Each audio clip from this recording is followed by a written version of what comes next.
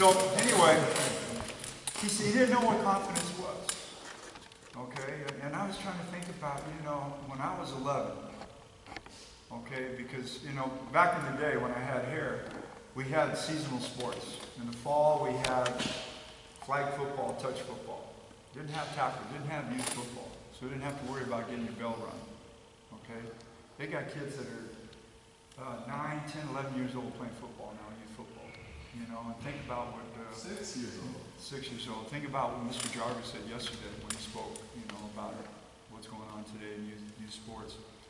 But I was thinking about it, you know, and my father was a basketball coach, a very famous coach, but he never talked to me about confidence. Okay, I didn't really understand what confidence was until I rode a bike and didn't have my hands on the handlebars going down the hill. Now, there's two things. Either I'm not very smart, okay, or I have confidence. And what I found out at that moment going down that hill, thinking about confidence, okay, and this is like 12 years old, all right, not 11, was that it was the most exhilarating feeling I've ever had. And so I was trying to remember in sports when I realized how confidence develops in sports. And it comes from practice. It comes from repetition. But before that, it comes from being able to manage distractions. That you have to visualize. We talked about it the first day. Okay? Chase hit me up. And then Chase, you got to be honest. Chase hit me up, he was going to be late. Okay? And Chase has been around me, so he knows me as a positive person. And he knows Coach Newell now and Coach Ernie. Chase, when you had to text me that you were going to be late, how did you feel about doing that? A little bit scared. How many of you ever been a little bit scared because you were going to be late and you had no control over it and you didn't want to catch the wrath of the coach in front of other players? How many of you have ever had that experience? Raise your hand. Yeah. I apologize. I apologize to you because you should never, ever, as a student in this game, ever have to feel intimidated, bullied, okay, or embarrassed by a coach. Now, my relationship with Daniel goes way back, okay? Daniel is what we call, and Bruce will identify with this, and Chuck will too, and Scott, whipping boy, okay? And the whipping boy, I learned that word from my father, who talked about certain coaches that he went against that would berate their players on the court during a game. My father was infamous for being observed chewing on the towel. He would always chew a towel during a game. I've got pictures of him where he is like this. He never took a timeout because of mistakes. If there was a timeout, it was because of injury. They didn't have injury timeouts back then. If you had a player that was down, you had to take a timeout. And so it was kind of a chess game with him. But he had the confidence in his players from practice, from their work and their application, knowing that they had the confidence to be able to compete at that high level. So this goes back to, you're playing high school ball, you're going into college, you got new players, you got some players that may transfer in or what have you, you don't know anything about it. But the most important thing of confidence is being able to visualize yourself, especially if you're driving and you have no control over the traffic, that you don't ever want to feel, all right, that you did something wrong. You may have left like you normally do on time, but like right up here where we were coming on 202 on not East Lake Sammamish, but the other, there was it took actually 15 minutes to go a mile and a half because there was police activity. There was two cop cars that pulled the car in a lane instead of letting them go off. There was no accident. Instead of letting them go off, here they are holding up traffic. All right, rush hour. And And people are all over the phone. I mean, if the police really wanted to do something, they could have had about 100 tickets because people were talking on their phones and texting, including me, which is terrible. But I just want to make sure that you all know that I was on my way through Coach Newell. So, getting back to the confidence. You come out of a camp like this. You come out of a session like this. You have to take the time and write down the things that you really felt good about in terms of your application, what you learned. And then you build on that. But more importantly, from this point on, to develop your confidence, every time you step on the court, you have to visualize what you're going to do and what you're going to work on. You just can't step on the court and just start shooting and playing. Can't do it. You know, if you need 15, 20 minutes to warm up, then you warm up 15, 20 minutes and stretch. If you need, and I know I've watched some of you when you warm up, you know, you take a couple shots inside and then you go out and start shooting threes. You know, if you can remember that there were many, many players before you that were very successful. And Jerry West is the person that comes to mind, the logo, the guy on the NBA logo. All right, that's Jerry West, very famous basketball player. And he used to talk about his warm-ups and what he would do. He would start about 8, 10 feet from the basket. And he'd start with a bank shot just to get his release point up. Okay? And he'd move it out. Both sides of the court, maybe take 10, you know, right there at an angle above the block. Then you move it out, you know, about 10, 12, all right, 10 shots. And then flip-flop, all right, to the other side. And then you go to the free throw line and shoot free throws. Okay? Very seldom do you see Jerry West take a pull-up shot in the paint. I mean, go for a layup or whatever, but he knew that the shots that he would get would be from the mid-range level at an angle, 45, okay, where you get around a pick and roll or come out on a screen, curl. So he practiced those things. And why did he do it? To develop his confidence. And so what you have to do, you have to reconcile in your own mind, okay, what are the things that I really need to work on? What are the things that I really need to take ownership of? And so I'm going to ask Connor. Connor, how would you define your confidence, your self-confidence? What do you think about your confidence level? Where you are now compared to where you were a couple years ago? It's a lot better. It's a lot better? Yeah. Why? Because we're trying to change different situations and have more supportive people around me.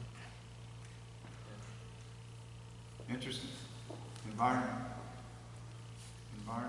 And supporting, getting people, all right, that support you, okay, is huge. It's huge. To be able to have somebody you can talk to besides your parents, to have, maybe it's a classmate, male or female, that doesn't play the sport, but just accepts you for who you are, okay? Doesn't matter that you can't dunk. Doesn't matter that you don't have a three-point shot. Doesn't matter that you can't cross over. They don't accept you because you are an athlete. They accept you because they trust you as a friend. Huge. How about you? How would you define your confidence? Your self-confidence? Because you've gone through a lot the last 3 years. Yeah. Now you got your birthday year coming up. Yeah. It's gotten better this past year from what it was. But I think the main reason behind that is just surrounding myself with people who believe in me, and quieting the noise and not listening to those who don't believe me. Sweet. Controlling the noise. That's good. That's good. Yeah, controlling the noise. Kent, you've gone through a lot last couple of years, mainly because of injuries and some other issues, but I think it's gone up and down. Mhm. But it's always gotten better. Mhm. Because I started to close my inner circle. I used to open my own self up to too many people. So I just closed it to the inner circle to people who care for me, really want me to succeed. wow. So the circle of friends. So I can tell you right now, out of high school, I only maintained contact. Went to the same high school for 4 years. only maintained contact with one person, and that was my best friend growing up. Middle school, high school, best man in his wedding, and he was the person that I was in Oakland last year and buried. All right, he died. He had cancer and was there for the funeral, and had my heart attack at his house, August 1st, 2 o'clock in the morning, and was staying with his widow and his 2 adult children when I had the heart attack. Didn't happen here. It didn't happen in Oregon, visiting the kids.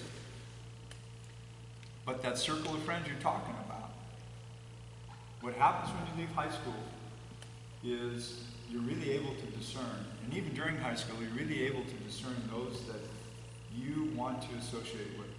I went to a Catholic high school, and wasn't practicing Catholic, but I went to a Catholic high school, and the so-called kids that were really good kids, you know, don't get in trouble, what have you, they're the ones that were having the parties, and they're the ones that were always getting in trouble and never got caught. And so it was a situation where I had to make a choice. Could talk to my parents about it. My best friend Al, the one I talked about, passed away. He's Italian, all right, and his parents were all over. They wanted to make sure that they knew who he was associating with. This way back in the day, all right. But what I found is that there was a respect that Al had for his parents in choosing the type of people that they wanted him to associate with. And there is so much coming your way now when you're in high school. There's so much outside distractions. There's so much influence trying to take you away, trying to take your confidence away. I mean, it's like with, with the cell phone, all right, and texting and Instagram and what's it called?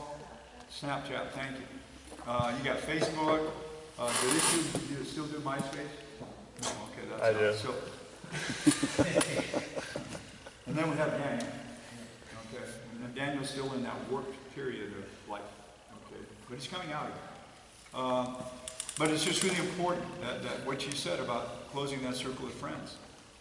Then that means when you step on the court for a game, when you have that uniform on, you don't have to worry about anything. All right, because you got your parents there, you got your support group there. So, you know, I had rabbit ears one time. Hello, my rabbit ears was in the championship, high school league championship at USF, University of San Francisco. And I'm warming up, and I'm jacked. I'm so fired up, I dunked in pregame warm-up. First time I ever dunked. I was fired up, man. You should have seen me. We didn't high five or anything, or chest bump or anything like that. But we just, and I'm going back into, all right, the rebound line, and all I hear from the stands is, hey, number 41, the last time I saw those legs, they were flying south for the winter. This was after I'd done. And it was like, you know, there's like, I don't know, 4,000 or 5,000 people. I mean, it's a championship game. And I was devastated. I had never had anybody yell at me before. And I had to do this. I'm 41. He's talking to me. And my teammates heard it, all right? And I weighed about, when I played center. I told Bruce yesterday I played center. I weighed 165 pounds, playing center for 4 years. In college, I played shooting guard. And then when I went overseas and played, I was a player coach. I played point and shooting guard. And so I've learned the game, all positions, okay? So I understand playing with the back to the basket. I understand contain, okay? But the reason I share this with you is that I had to make a choice. I was distracted, but we had this big game, and they needed me. And so I never forgot my best friend Al, all right, the guy in the Bay Area. He was also a cheerleader. He quit playing ball after his sophomore year. He's a brainiac, 4.0 student. He was a lot smarter than I was. He saw that I was distracted, and he knew me. And so here we are in the line, going flip. I have never tried to dunk again, except on their Fisher-Price lift basket. And it would show them. you know, how to do certain dunks. But he said, Tommy, don't worry about it. You got a game. Of course, didn't say anything because he didn't hear it. But my friend recognized that I was distracted. And it was the most important connection that I ever had in my life when I had a uniform on, a big game, that somebody could distract me. And I got back, got my focus back and what have you. So my confidence never wavered. We won the CAL Catholic Athletic League Championship, then became Northern California champions, all right, for the second straight year in a row. We had 5 players on my team, all get scholarships, Division I scholarships. But that moment in my life, basketball life, changed me forever in terms of listening, you know, and being distracted. Now, when I was in college, I played at the University of Hawaii. My senior year, we played against San Diego State. We were on a road trip. And I lived in San Diego at the time. And the reason I like to share these stories is because they're real. They're timeless. Bruce will tell you, they're timeless stories when it comes to individual experiences.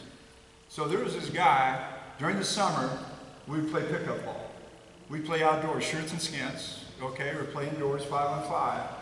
But there was this one guy that was also a baseball player at San Diego State, played basketball. We didn't play in the varsity. We'd like to play pickup ball with us. So we're playing this game. He's sitting in the front row right where Bruce is. Our bench is over there. And he's on me the whole game. All right? And I know who he is. I mean, matched up against him. We went at it, never got in a fight or anything. But it was like he wanted to know front and center he's going to try to get into my head. So we're getting beat about 8, 10 points. You know, no excuses. We just didn't shoot well. So anyway, there's about 2.5, 3 minutes to go, and I about had it. So I told my point guard, I was a shooting guard, I told my point guard out of the timeout, I said, hey, listen, man, off this play, give me the ball, fake like you're going to come back, all right, and get it, all right, and then go again. I'm going to make a pass, and it's going to go right out of bounds and go right at that guy. And he says, for real? I said, yeah. So he lined up, okay? I nailed him. Oh, and I'm not proud of it, okay? But I got him where he had Wilson, right across his forehead, okay? And he had to be helped, all right, away from the bench. And my teammates, you know, they knew that this guy had been all over me, you know, and they were just like, oh, man, take back. Never saw the guy again. I've never done anything like that again, but I will tell you, that's the competitive side of me, okay? Here's what I want you to think about.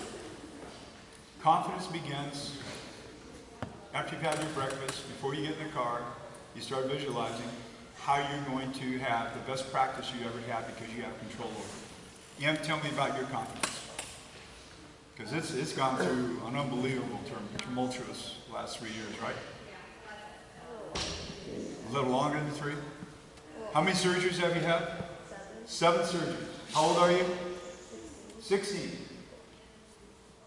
And don't ask me why she's still playing. Because she's got passion for the game. It comes from her father. Her little sister Hillary is going to have knee surgery, right? In a couple weeks. So talk to me about your confidence. It's still building, right? Yeah. There's definitely areas where like it's better than other areas. But what's definitely helped is I've been forced to like go through situations that help me grow as a person. And I've like became a lot more independent versus last year. That's helped me definitely like choosing my friends more wisely. I learned that like I'd rather have a small circle of friends that like I know really have my back versus like my sister has a big group of friends. Good. And then when it comes to basketball, do you see your confidence growing? Sometimes. Okay. That's something that you have a choice over. Okay? If you're depending, and I want you to listen to me, if you're expecting a coach to build your confidence up, If you're expecting a coach to praise every good play that you do, I'm going to tell you right now, it ain't going to happen. Because there are a lot of coaches out there that are teachers. And there are a lot of coaches out there who don't even get it, who don't understand how to build players up. All right? How to build them so that they can have the confidence on the court to make their teammates better. That if they make a mistake, they don't get the hook right away. That if they deviate and go one-on-one, because they practice read, react, attack, and they made a play, and the coach didn't want that play, and gives you the hook. Now you're dealing with your confidence again. Okay? Don't ever come out of a game when a coach takes you out because you made a mistake, and you make it personal by going to the end of the bench to draw attention to yourself as woe is me. You know, why does the coach treat me like this? I can't believe it. So you come off the court, your head is down, all right? Chase is coming in the game, but I'm not going to tell him who I'm guarding because I can't believe I'm coming out of the game. Even though I'm hurting the team by the shot selection I take or the turnovers I made or the defensive misassignments, when I take myself to the end of the bench, I basically have sent a nonverbal message to the coach. I don't want to play anymore. Seriously, I'm just telling you flat out. And I've done it. You've heard that story before. I've had a player that was well known. Franklin went to Eastern Washington, been to several NBA camps. Alvin Snow, he's quit playing ball. Now he's an agent for an agent that plays players in Europe. And Alvin came out of a game, all right, because he got a technical. My rule was you got a technical, you're out of the game. You got to sit at least a quarter. He comes out of the game, he's all upset, goes to the end of the bench. Well, I knew, all right, that there was going to be a problem. And so what I did is I took the last seat of the bench, and it was a black chair like this. It had a cushion, and I took a water bottle when the kids weren't looking, and I put water on it. Just put a little bit of water on it. Because I knew that at some point he was going to be coming out, okay, or somebody was going to come out, and they would go down at the end of the bench. And sure enough, he goes down, he sits down, jumps up, he's grabbing his pants, and he's blaming the player next to him that he did it. And the player next to him said, I don't know. So I see this, I go down and I said, Alvin, what's the problem? He says, you put water on the chair. I said, Alvin, where are you supposed to sit? Well, coach, it doesn't matter, I came down here to sit, and then there's water on the bed. I said, no. Where are you supposed to sit? Well, next to you, the assistant coach. Right. I put the water there. You did? I said, yeah. So here's the deal. When your pants are dry, you can come back in the game. True story. Seriously, that's what he's doing, trying to get his pants dry. It was the funniest thing you've ever seen. I had parents come up to me afterwards and ask me, did you tell him his pants? I said, no, he's just drying his pants. He was sitting at the end of the bench and got his pants wet. They laugh so hard. To this day, Alvin, when I see him, he still talks about, don't ever go to the end of the bench with coach. Don't ever do the end. And I'm just telling you that, all right? Remember that. Because when you do that, it shows that you have no confidence in yourself, no confidence in your teammates, and you made a person. Your confidence. Tell them about your confidence. You've gone through some changes in the last 3 years. It's good now. What was it before? I mean, up and down, like, kind of like coaching. That's how I thought I was as a player. When I got less playing time, I thought that I was bad. When you got less playing time, you thought you were bad? Yeah. But it was just like, my game didn't really fit into the program. So when I made a change, I had a coach that believed in me and better than me. And just trying to Mm-hmm. got more playing time. Because if I played, not because he thought I was better than him. Mm-hmm. I think confidence kind of comes from how hard I work too. The harder I've worked over the years, the better I've felt as a player instead of on the court. Good. I think that the players I was playing against me were as hard as I am. Good. Good. And that's it.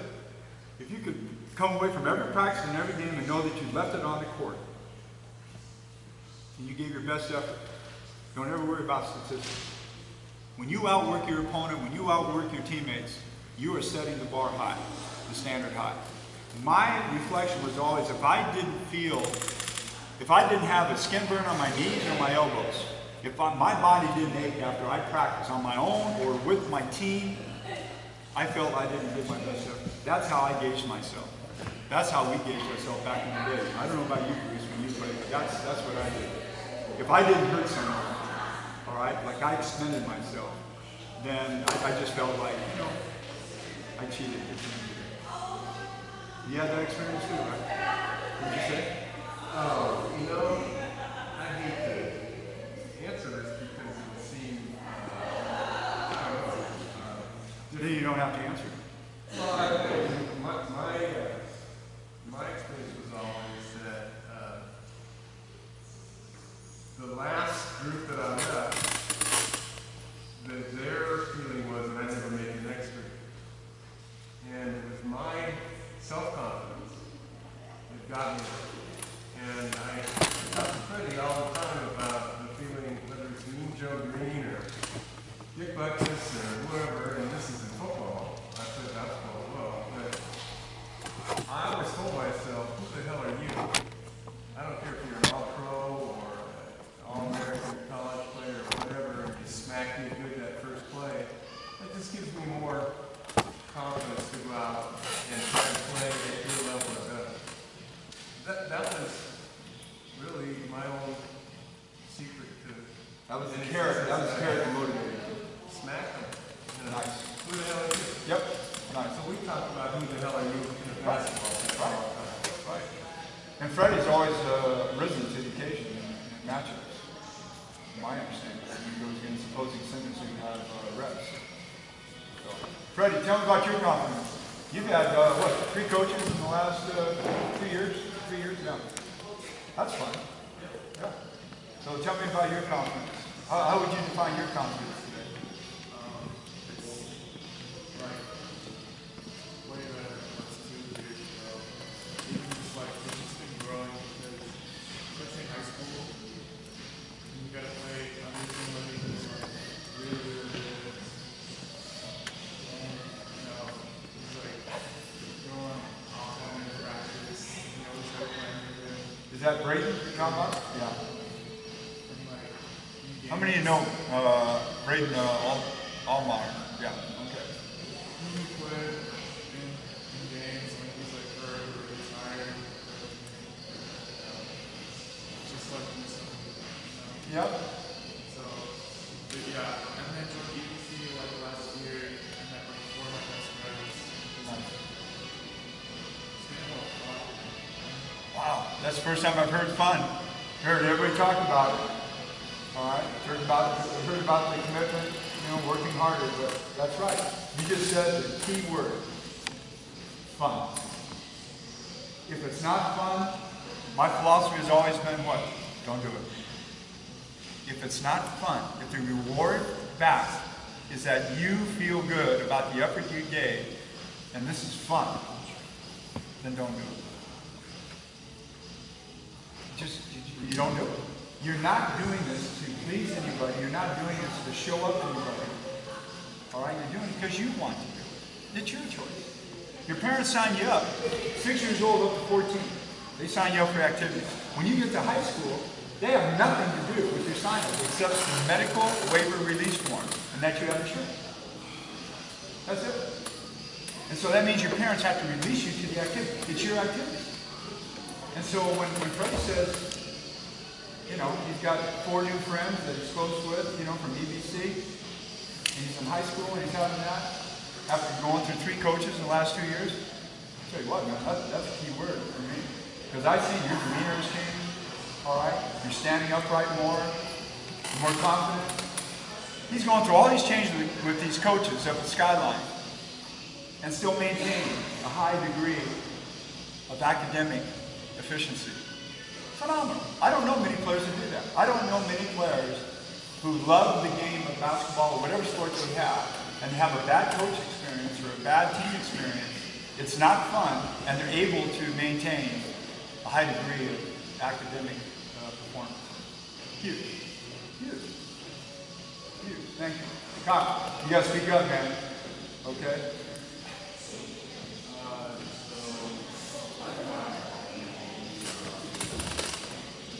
Can you hear him? You gotta stand up, man. Or sit over here in the middle of the bench so then we can hear you right there. Right where Class Kyle started? is. Go ahead. You what? Last 2 years what? Yeah, the last 2 years for my college, I'm a freshman year. I was so Intimidating, isn't it? I was going The rookie. at my college, so I didn't get a lot of money.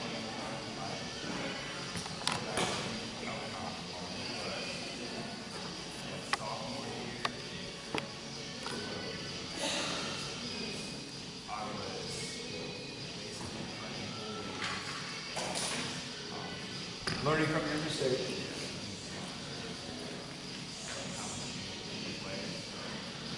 As a sophomore, you became a key player. Did that have something to do with the Cheerios or the Frosted Flakes you were eating, or did that have something to do with how you saw yourself every day? it was really hard. And it's like my confidence, so like the higher my confidence, that's like harder I work. Hard.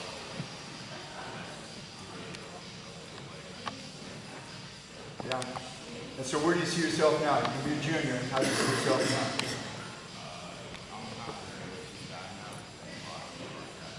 Yeah.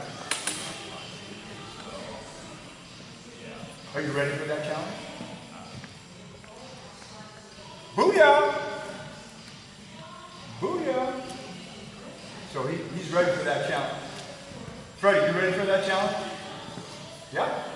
To develop into a go-to guy with the third coach now, that who's just learning about a big man and what he can do with his back to the basket and rebounding and facing up and defensively. Yeah. Because how you practice and how you are in open gym, that he observes you, is going to be how he is going to incorporate what you bring to the team. Okay? And so losing Brady and losing a couple other guys over the last couple of years, and he's watched these coach girls team before, right? So he knows potential that you have. And I don't believe in potential, I believe in upside. I think everybody here has an upside. Because you're still learning, you're still developing. Very good. Nico, talk to us. Tell us about your confidence. I think it used to be not very good because I used to not care about basketball as much as I do now. And I don't know. My confidence has gotten better because of the work I put in. I just, Keep hearing that key word, folks. Work. yeah, like these two guys said, just from working, you believe in yourself. Just by working, you believe in yourself more. But you got to have a support system, right? A support model. Your dad. And your mom's pretty good too. Yeah. Yeah. If your mom doesn't make you chicken noodle soup when you're sick, okay? Then it doesn't matter if you got some Air Jordans or LeBron or Kobe, okay? That's gonna make you better. His mom's chicken noodle soup, so she's very important. All right. So you got to acknowledge that. All right. Okay. Did you notice how he spoke out? Okay. How old are you? I'll be 16 in like a couple weeks. Okay. And what position do you play? Point guard. Point guard. So he projected himself. He projected himself. You could hear him, right, Connor? Yeah. So he spoke out. He wasn't afraid to talk about his confidence. I like that. He's a point guard.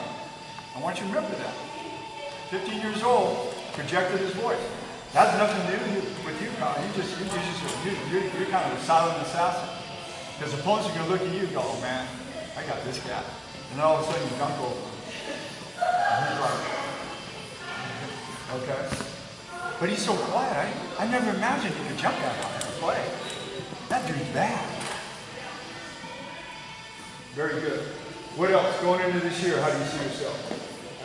I feel a lot better because I don't know how I played during the AAU season. I really helped my confidence. The AAU season helped your confidence? No, it did. Yeah, well, it did. Okay. Playing with other players really helped.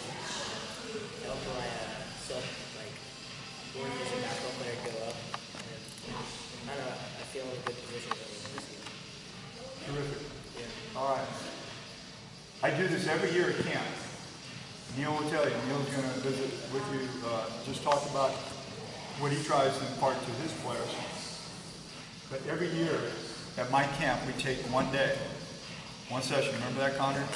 And a couple years ago, we talked about our bad experience in sports. And there was we had about, 50 kids at that camp. And we had we had a mother there who brought 4 girls down from an AAU team to our camp at the United States Basketball Academy. And we had 3 or 4 instances of reflections by kids where I got emotionally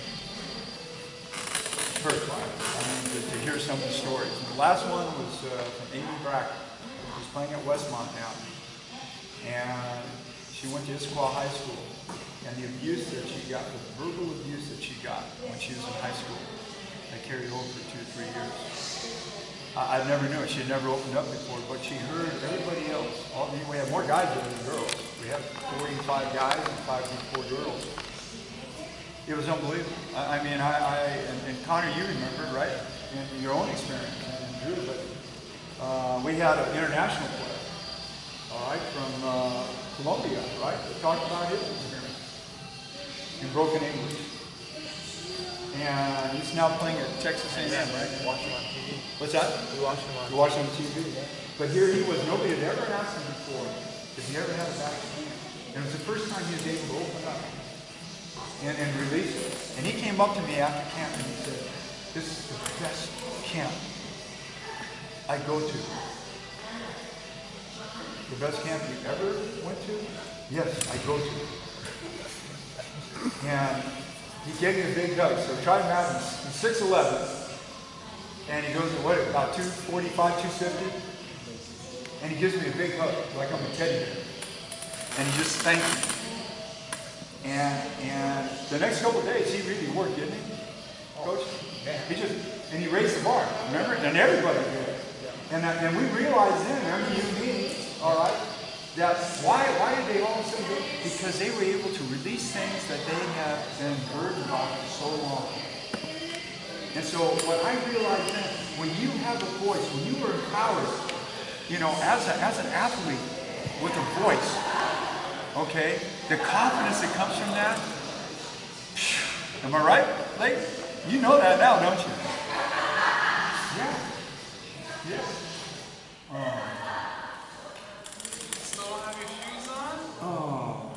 And then we have players that come from Bosnia that immigrated.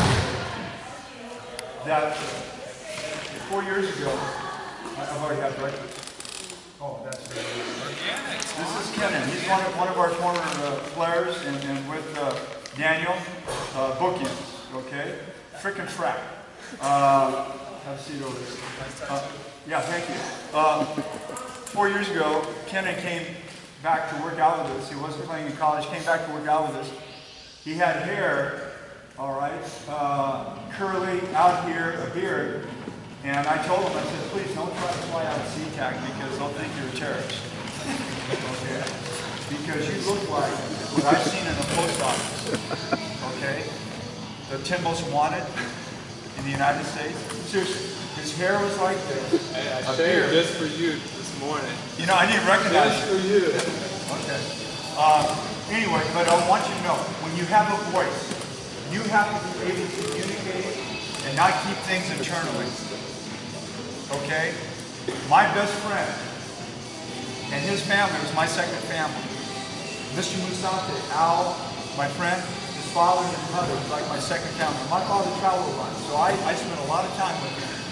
And to be able to talk with the father, to be able to talk with my friend, helped me grow so much. Because I had a coach in high school that told me not to shoot. The only time I was allowed to shoot was if I got an offensive rebound, put back, or free throw. But I was not allowed to shoot. Okay?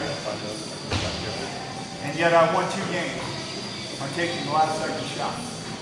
Because they double teamed my guard. And he kicked one to me right in front of our bench in the corner. We're playing the #2 team in the state of California, Northern California.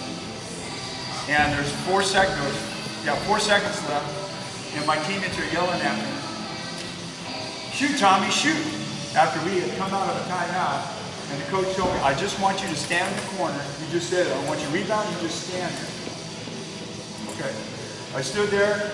The guard comes over the top and pick and roll with his left hand, sees my man come over to double team him, gives me the ball. My teammates are yelling, shoot, Tommy, shoot. I shoot, I'm left-handed, I'm standing in the corner, hits the edge of the backboard and goes in.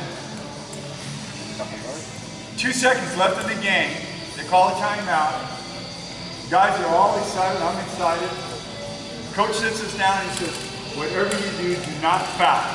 Is that understood? Makes eye contact. Do not foul. Is that understood? Okay? No contact. You're going to smother out of bounds. Newell your back. Okay? Do not foul. We got it. We're excited. Just, you know, put our position higher. Inbounds. Long pass. The guy standing, stand up. I'm at the free throw line. The guy, here's my opponent, right here.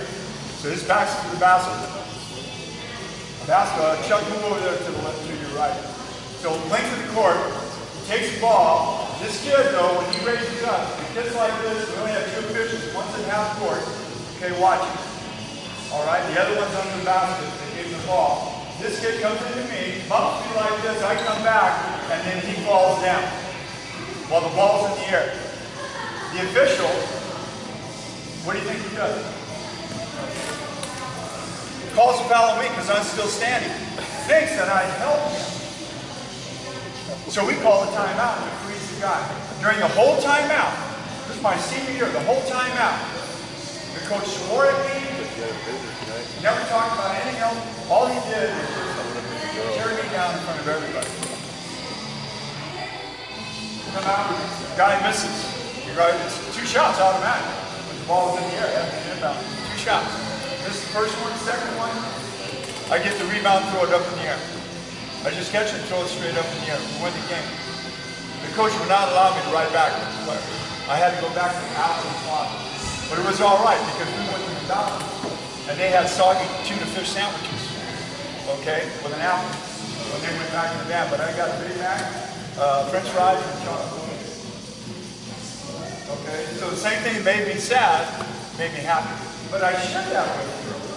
I share that with you because I think it's really important to understand that there's really bad models out there as coaches, and I want you to know that. Okay? And when you understand that, and you don't talk about it once you tell your teammates and your parents will see that, they'll recognize it. But what you want to do is you want to eliminate the noise, like Leighton was talking about. Okay? You may agree or disagree with the coach, but he is the coach.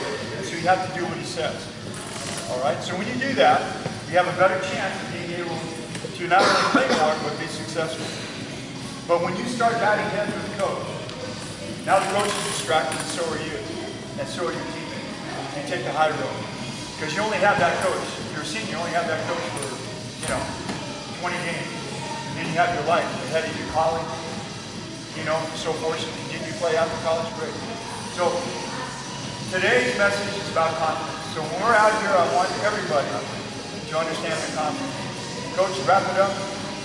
Tell us, you're as a coach, as the East Coast, how important confidence is with you. All right, and you've been around the camp now, going on 6 years. Yep. So let's have a publishing.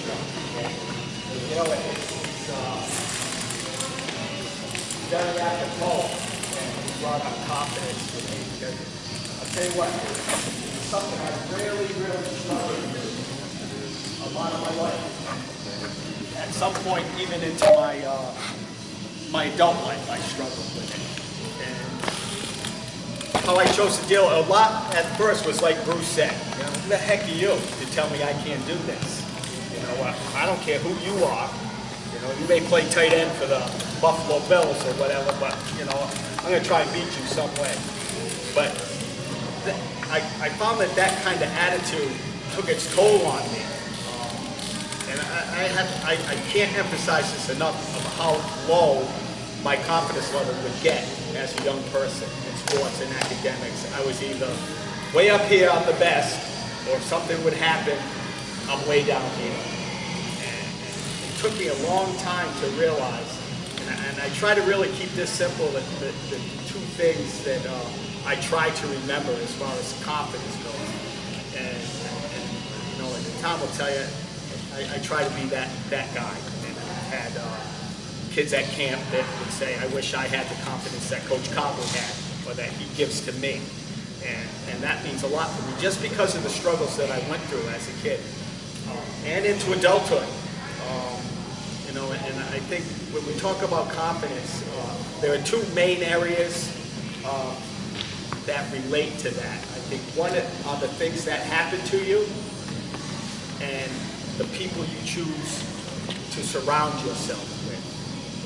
I've always taken confidence as this, and it may seem weird, but the mistakes and the adversity that I've had to face through my life has made me more confident, to where I almost welcome that adversity or making those mistakes, because I'm going to find a way, all right, to correct those mistakes or go on from the adversity, and I choose to go that way.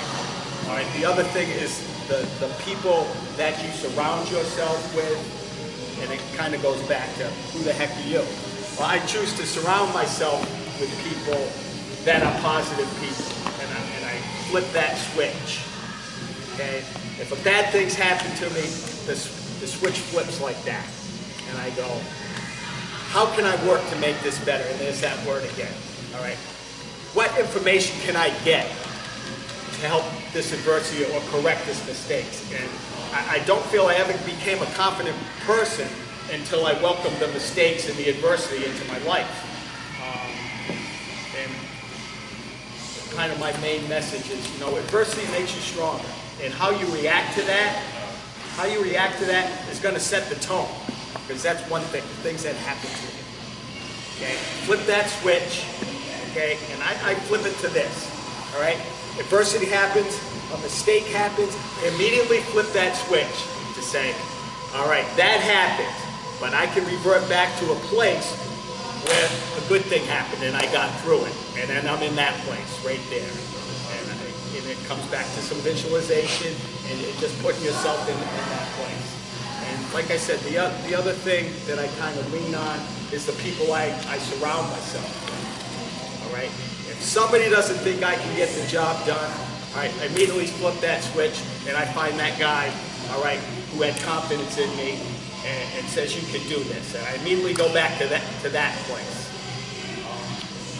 You know,